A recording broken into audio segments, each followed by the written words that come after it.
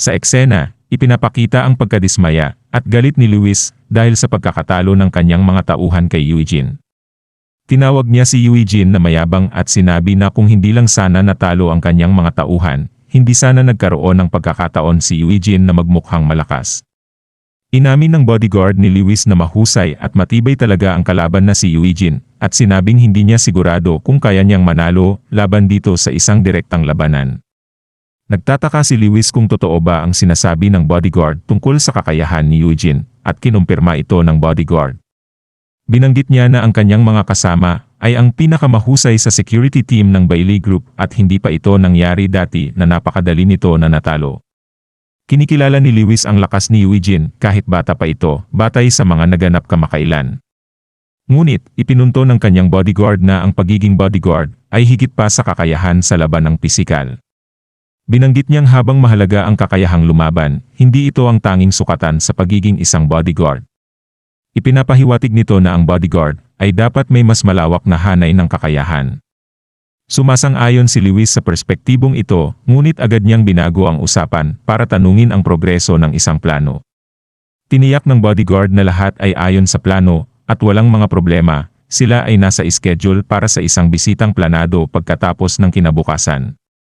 Nagmuni-muni si Luis sa impormasyong ito at naisip na sa kinabukasan, magkakaroon siya ng kontrol sa isang bagay na kahinaan ng Hyung nagpapahiwatig na mayroon siyang isang balak na magbibigay sa kanya ng kalamangan sa isang taong tinutukoy niya bilang Hyung. Palit ang eksena kung saan sila Yuna at Luis ay sabay na kumain. Pinuri ni Luis si Yuna dahil sa pagtatapos nila ng kanilang trabaho sa araw na yon. Sinabi ni Yuna na wala yon sa kanya dahil kasama naman yon sa kanyang trabaho. Tinanong ni Luis si Yuna tungkol sa isang bagay na napag-usapan na nila dati. Nagulat si Yuna sa tanong na yon. Sinabi ni Luis na gusto niyang malaman ang sagot bago siya umalis, pero humingi si Yuna ng konting panahon para makapag-isip at nagmungkahing ibibigay ang sagot kinabukasan. Sumang-ayon si Luis na maghihintay hanggang bukas para sa sagot ni Yuna. At pinapalakas naman ni Yuna ang kanyang loob, sinasabi sa sarili na kailangan lang niyang magtiis hanggang bukas. Bigla namang nagbago ang usapan nang magkomento si Luis tungkol sa kagandahang lalaki ni Eugene sa nakaraang sparring. Nagulat si Yuna sa komento na nagpapahiwatig na naiintindihan ni Luis na naakit si Yuna sa lalaking ito na posibleng tumutukoy sa kahangahangang performance o katangian na nakita sa lalaking iyon sa sparring. Nagulat at tumanggi si Yuna na nagpapahiwatig na hindi siya komportable sa usapan o sa insinuasyon ni Luis. Kinilala naman ni Luis ang pagkabigla ni Yuna na nagpapakita na naniniwala siya na may katotohanan sa kanyang obserbasyon.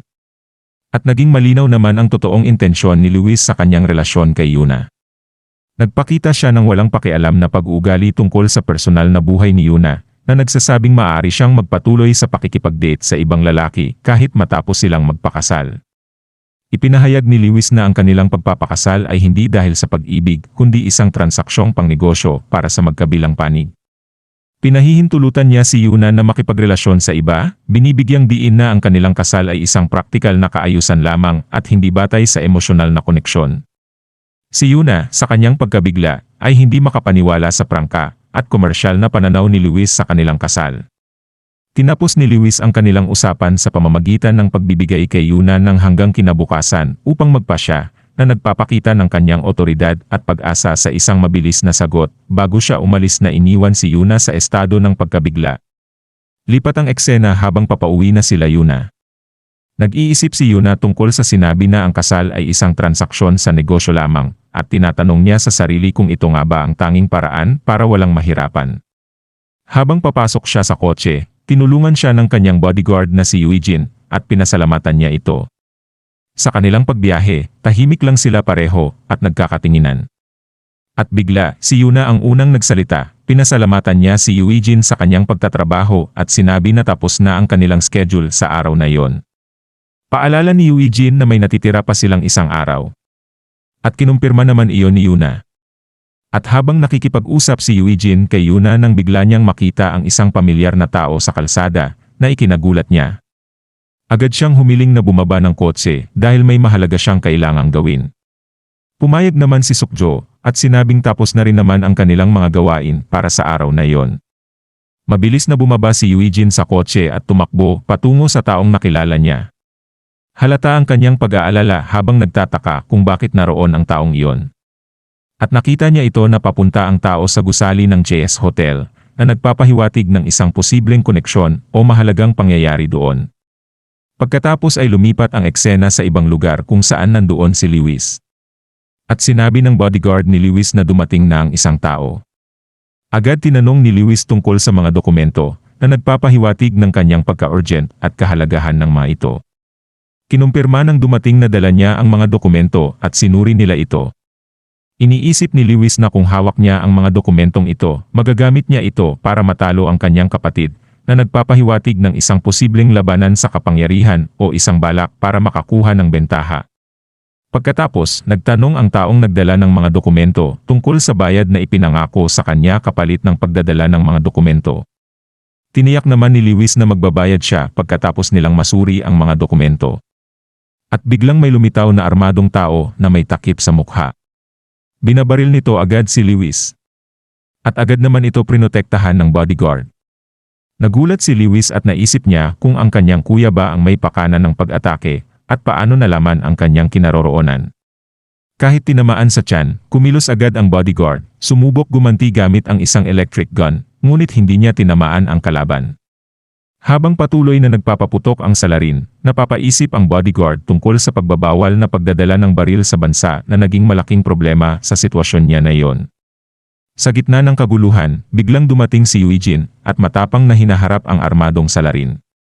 Iniisip ng bodyguard na baliw at matapang ang ginawa ni Eugene dahil sa panganib ng pagharap sa isang taong may baril. Buong tapang na hinarap ni Eugene ang nanghimasok. Agad niyang hinedbat ito at inagaw ang baril at agad niyang tinutok ito, ngunit sa kabila ng nangyari, sumubok pa rin gumanti ang kalaban gamit ang isang kutsilyo. At ang mabilis at desididong aksyon ni Eugene agad niyang pinaputukan ito at humandusay sa sahig. Nagulat si Lewis at ang kanyang bodyguard sa kakayahan ni Eugene sa pakikipaglaban na taliwas sa kanilang naunang pag-aakala na magaling lang siya sa sparring.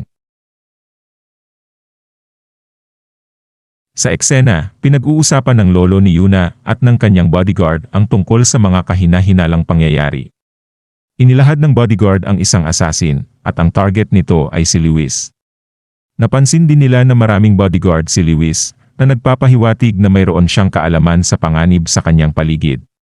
Sinabi rin ng bodyguard na parang sinusubukan ni Lewis na makakuha ng impormasyon mula kay Billy, ang ikalawang anak ng pamilya Bailey, at may plano siyang makipagkita sa isang empleyado na naakit nila sa kanilang panig para sa mahalagang impormasyon. Naging palaisipan tuloy sa lolo ni Yuna kung si Billy Bailey nga ba ang nasa likod ng tangka sa buhay ni Lewis. Kahit walang konkretong ebidensya, naniniwala ang bodyguard na maaaring sangkot si Billy dahil sa mga pangyayari. Nagmuni-muni ang lolo ni Yuna tungkol sa panloob na labanan ng pamilya Bailey sa pagpili ng magiging tagapagmana, at nagpahayag siya ng ginhawa na natapos na ang agarang krisis. Sinabi din ng bodyguard na personal na nagpasalamat si Lewis, na nagpapahiwatig na alam ni Lewis ang potensyal na panganib na kanyang naranasan at ang parte na ginampanan nila para sa kanyang kaligtasan. Lipat ang eksena kay Lewis at Yuna sa airport. Tinanong ni Lewis kay Yuna ang kanyang sagot. At mariing tinanggihan ni Yuna ang alok ni Lewis na binibigyang diin na hindi niya ito kayang tanggapin kung walang pag-ibig. Ang kanyang pahayag ay nagpapahiwatig na nag-alok si Lewis sa kanya ng isang kasunduan o ayos na walang romantikong damdamin na hindi matanggap ni Yuna. Nagulat si Lewis nang banggitin niya ang pag-ibig na nagpapakita na hindi niya ito isinasaalang-alang bilang isang mahalagang bahagi ng kanilang kasunduan. Matapos marinig ang kanyang paninindigan sa pag-ibig, tinanggap ni Lewis ang kanyang desisyon ng may ngiti at nagbigay ng payo kay Yuna na maaaring kailanganin niyang gumawa ng katulad na mahihirap na desisyon sa hinaharap. Inamin niya na may utang na loob siya sa kasintahan ni Yuna, na malamang ay malaki ang naitulong sa kanya. Ipinahiwatig ni Lewis na dahil sa utang na loob na ito, hindi niya naigigiit pa ang usapin na ikinagulat ni Yuna. At agad itinama ni Yuna si Lewis nang ipalagay niya na si Eugene ay kanyang nobyo, ngunit nilinaw ni Yuna na hindi niya ito kasintahan. Nagulat si Lewis sa paglilinaw na ito. Lalo siyang nagtaka nang malaman niyang nagkakakrush si Yuna sa ibang tao na hindi inaasahan dahil sa kilala si Yuna sa pagiging mahiyain sa SW. Inamin ni Lewis na hindi angkop ang kanyang alok dahil sa kasalukuyang damdamin ni Yuna na pinatunayan ng kanyang pamumula at pagiging mahiyain.